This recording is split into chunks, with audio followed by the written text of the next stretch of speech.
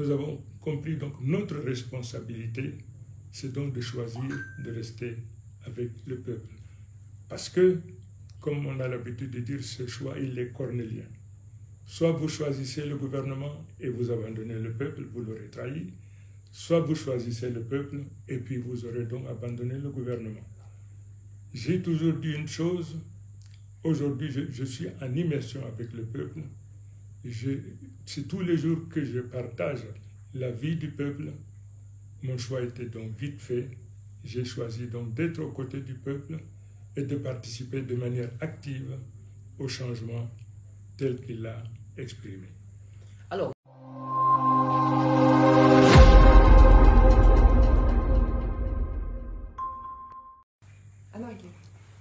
Très bien. Merci.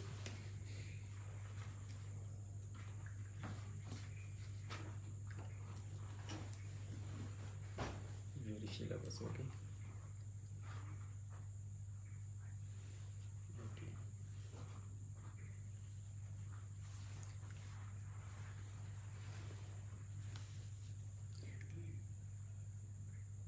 mesdames et messieurs, bonsoir. Merci d'être avec nous pour ce moment exceptionnel.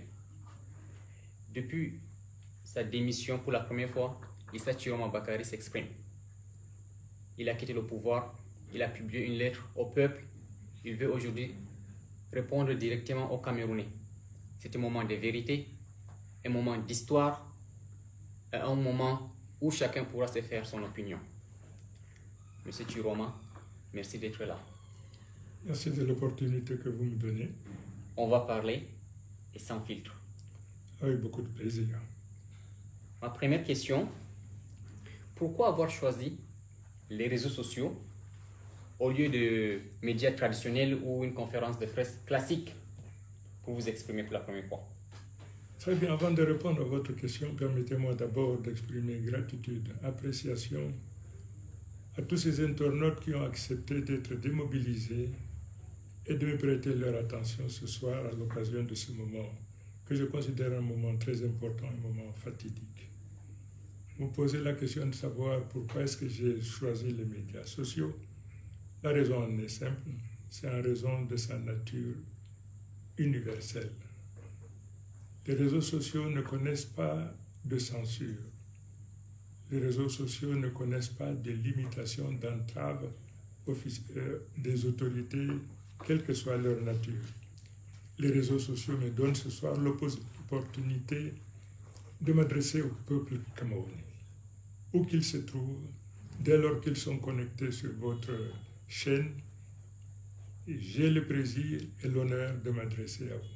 C'est vraiment le caractère universel, transversal, sans limite, sans barrière, moment de vérité de cet instrument, c'est pour ça que je l'ai choisi. Alors, tout le monde se pose la même question, les internautes en ligne, les commentaires, dans la section de commentaires, la question qui revient le plus, pourquoi avoir démissionné et annoncé votre candidature à la présidence de la République maintenant? Très bien, votre question est vraiment pertinente. Pourquoi est-ce que j'ai posé ma démission? Il n'échappe à personne aujourd'hui que le peuple camerounais, dans son immense majorité, éprouve des difficultés à faire joindre les deux bouts. Les Camerounais sont habités par la peur, l'angoisse, l'incertitude de l'avenir. Et cela s'est manifesté tout récemment avec d'abord 3 évêques fils du septentrion, qui, à l'écoute de nos populations, ont exprimé également leur ras-le-bol et ont voulu le changement.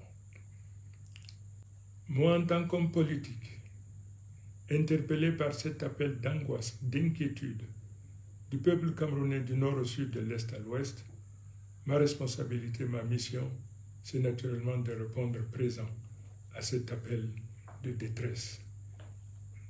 L'appel au changement du peuple camerounais ne concerne pas seulement la classe politique. C'est d'abord la nation tout entière qui doit se mobiliser pour construire ce changement voulu par l'immense majorité du peuple camerounais.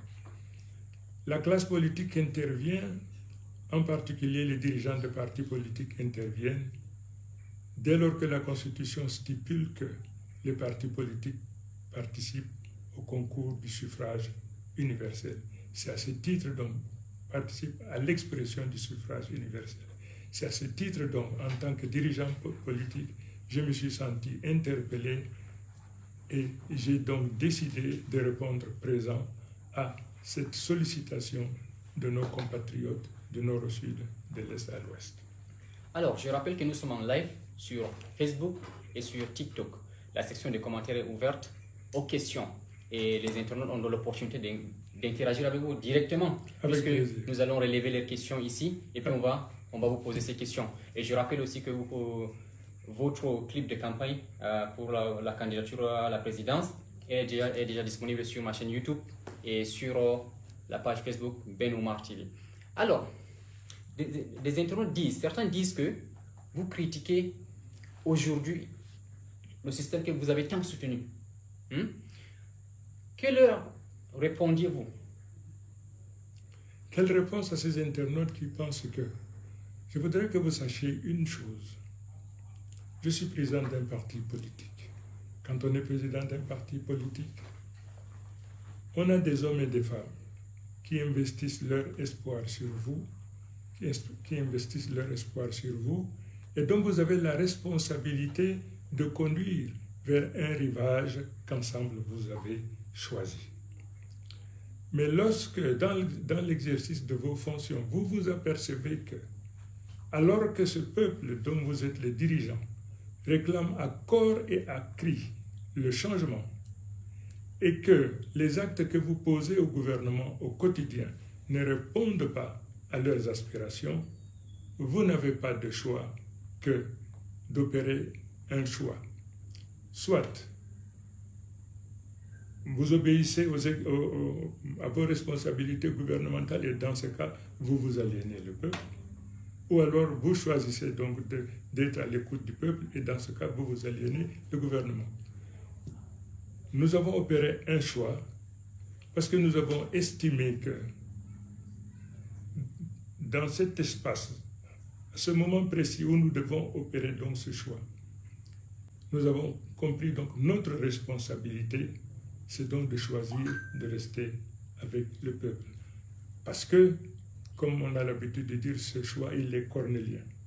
Soit vous choisissez le gouvernement et vous abandonnez le peuple, vous l'aurez trahi, soit vous choisissez le peuple et puis vous aurez donc abandonné le gouvernement. J'ai toujours dit une chose, aujourd'hui je suis en immersion avec le peuple, c'est tous les jours que je partage la vie du peuple. Mon choix était donc vite fait, j'ai choisi donc d'être aux côtés du peuple et de participer de manière active au changement tel qu'il l'a exprimé. Alors, nous relevons la première question d'un internaute ici. Il dit, Monsieur Chiroma, vous évoquez un impératif moral qui vous a poussé à quitter le gouvernement. Pourriez-vous préciser quelle injustice structurelle, qu'elle soit territoriale, sociale ou économique, et quelles actions concrètes envisagez-vous pour remédier si vous êtes appelé à exercer ces responsabilités? Vous savez, lorsqu'on est en immersion avec le peuple, on est en contact avec le peuple. Les difficultés auxquelles ce peuple est rencontré, vous les vivez au quotidien. Vous avez posé la question précise de savoir de quoi il s'agirait éventuellement. Les difficultés sont multiples. Elles sont multiples et c'est difficile naturellement de les énumérer, de les énoncer.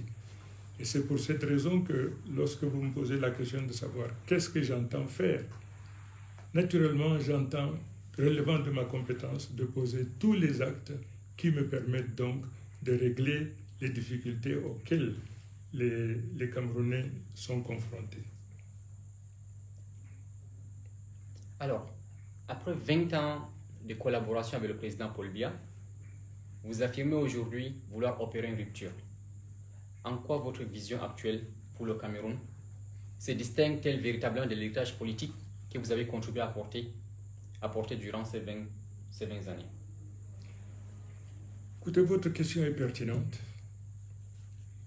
Lorsqu'on accepte d'être, alors que vous n'êtes pas du parti politique au pouvoir, lorsque vous acceptez de partager la responsabilité gouvernementale d'un autre parti politique, évidemment, il est question pour vous de mettre de côté les objectifs poursuivis par votre parti politique et puis de vous aligner aux objectifs prescrits par le parti au pouvoir. Mais à partir du moment où vous vous rendez compte, vous vous apercevez que ce que vous êtes en train de faire n'est pas conforme avec les aspirations de vos militants, de vos sympathisants, vous n'avez pas de choix que de marquer un temps d'arrêt et puis de rebrousser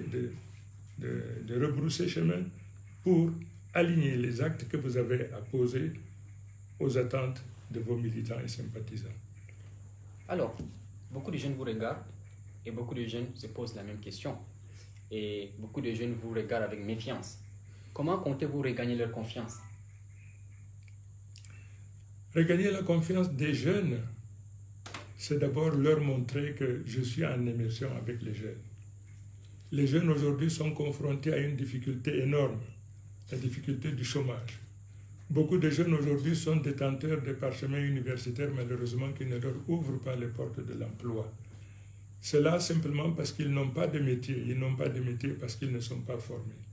Notre responsabilité consiste donc à privilégier la formation professionnelle par rapport à l'enseignement général. L'enseignement général a déjà donné tout ce qu'il peut donner, mais il se trouve que par centaines de milliers, nous avons des jeunes aujourd'hui qui ne travaillent pas et qui n'aspirent qu'à travailler. Alors, nous avons réussi aujourd'hui à vanter les mérites de la formation professionnelle, à inviter les uns et les autres à s'inscrire massivement dans les centres de formation professionnelle afin d'acquérir les métiers qui leur ouvriront les portes de l'emploi.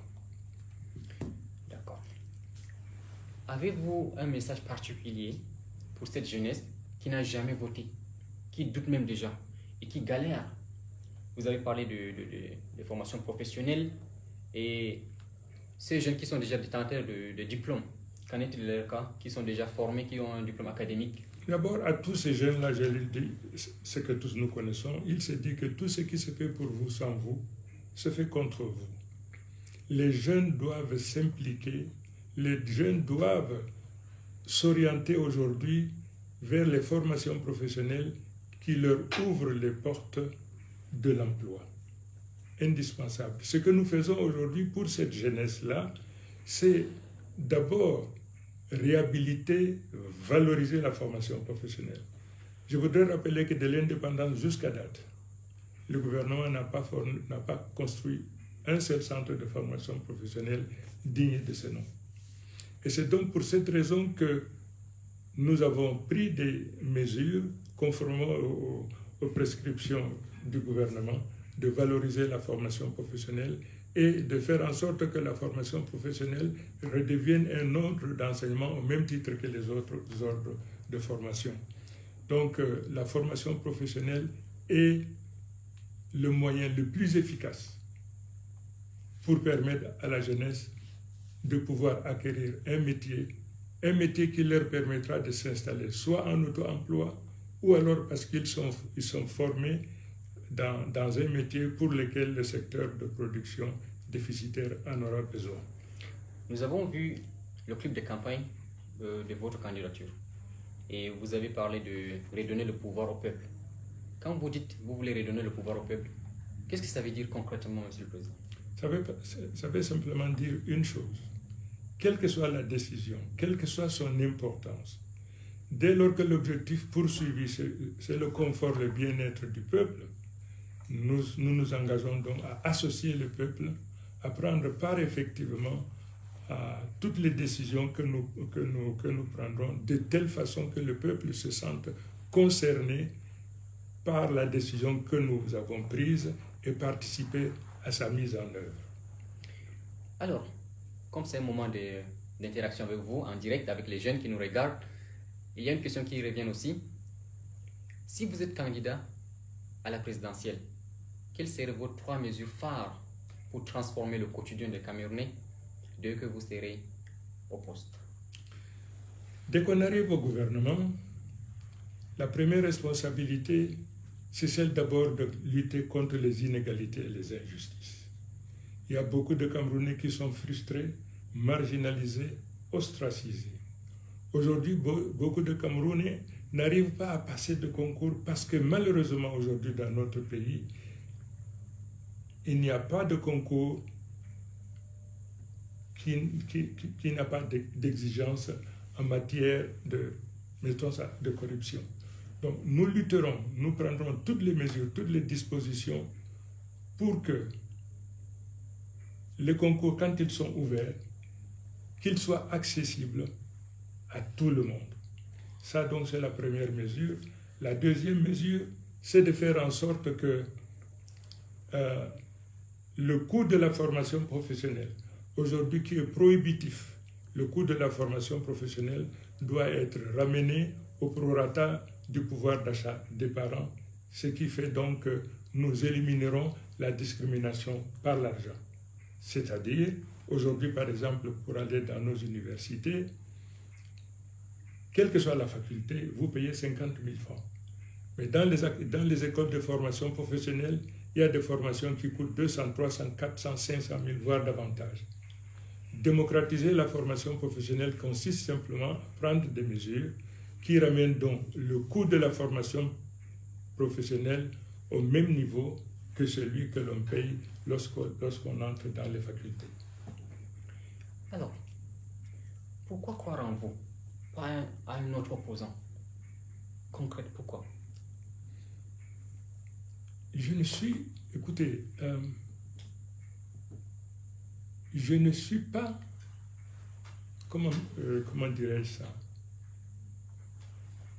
Je ne suis pas un opposant qui abandonne les raisons pour lesquelles le parti auquel il adhère fixe. La question que vous posez, savoir, quelle était la question? Quelle est la différence entre vous et un autre opposant? Pourquoi les jeunes ou les Camerounais devraient vous faire confiance, croire en vous, pas un autre? Écoutez, la réponse est simple. La réponse est simple. C'est que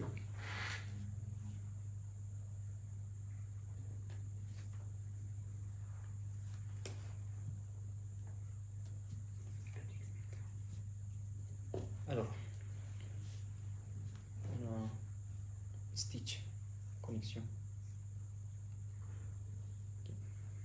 attendez, je n'ai pas repris, je n'ai pas bien compris votre question.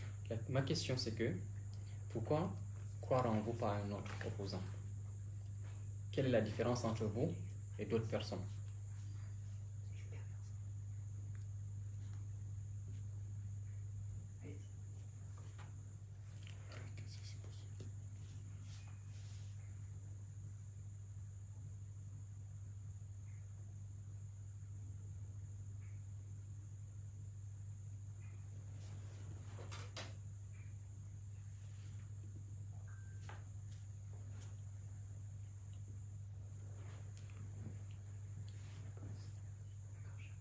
Ça marche? Oui, ça marche. Vous êtes en Non. Coupez. Quelle était la question? Une cotite, please. Quoi? Coupez.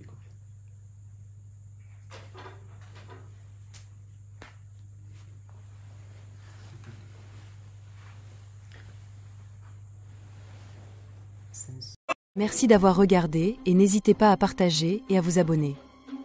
À bientôt sur notre chaîne Info du Quartier. La chaîne qui déchaîne.